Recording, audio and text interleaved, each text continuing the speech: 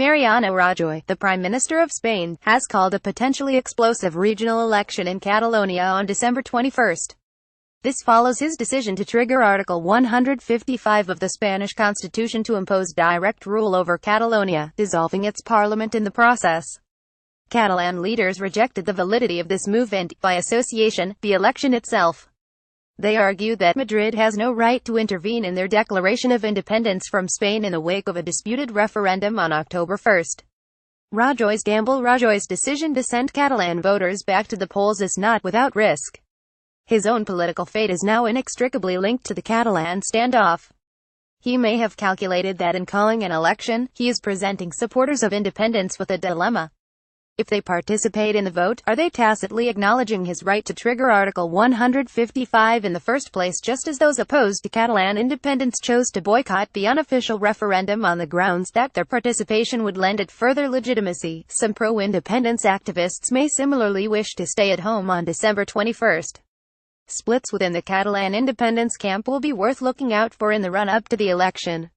Rajoy must also be carrying out a risk assessment. A clear majority for pro-independence parties in December would perhaps make his position untenable. Alternatively, his authority will be reinforced should those parties opposed to independence emerge victorious.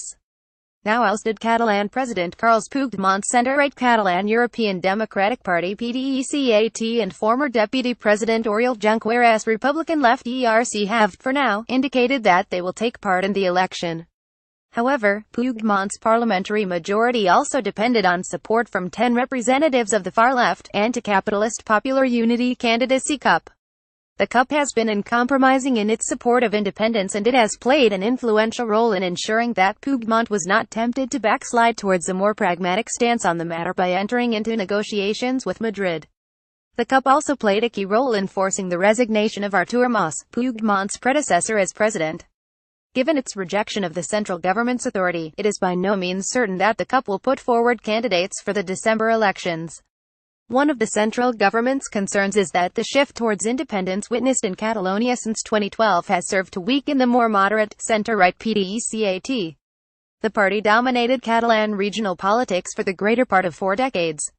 Seeking to retain popularity during a time of severe austerity and corruption scandals, the PDeCAT has found the reductionist narrative of Madrid robbing Catalonia politically useful.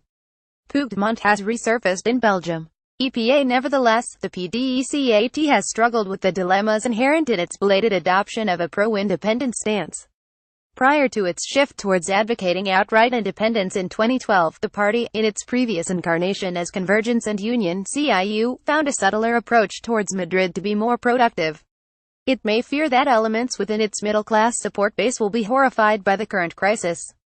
Around 1,000 companies are moving their headquarters out of Catalonia amid the recent instability, which may also further dent support for the avowedly pro-business PDeCAT. It's possible that its radical left bedfellows the ERC will emerge as the dominant pro-independence force in the December election. The pro-Spain camp, the parties in favor of Catalonia remaining within Spain, are confronting their own set of dilemmas.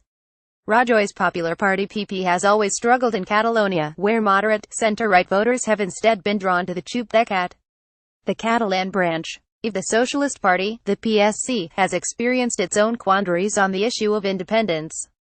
And Podemos leader Pablo Iglesias has recently had to admonish leading figures within the Catalan incarnation of his party for flouting the agreed party line by unambiguously supporting independence.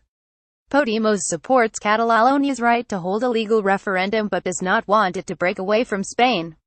Iglesias did not back Puigdemont's unilateral declaration of independence and has called for further dialogue between the two sides. He is in a difficult position in that his party may lose support in the region to the unambiguously pro-independence CUP, whose clarity on the issue throws into relief the uncomfortable hedging which has characterized Podemos' position.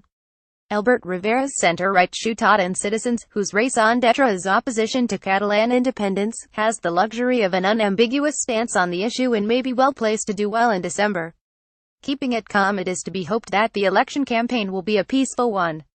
Madrid is at least aware that repeating the scenes of police violence which marred the October referendum would play into the hands of Puigdemont and attract yet more international consternation.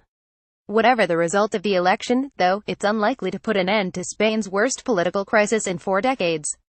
For that, what may be needed is reform of Catalonia's autonomy statute, which may enable Catalonia to obtain a more favorable financial settlement akin to that enjoyed by the Basque Country. An imaginative rewriting of the 1978 constitution may even be necessary. Only then can Catalan grievances be addressed and some degree of normality be re-established.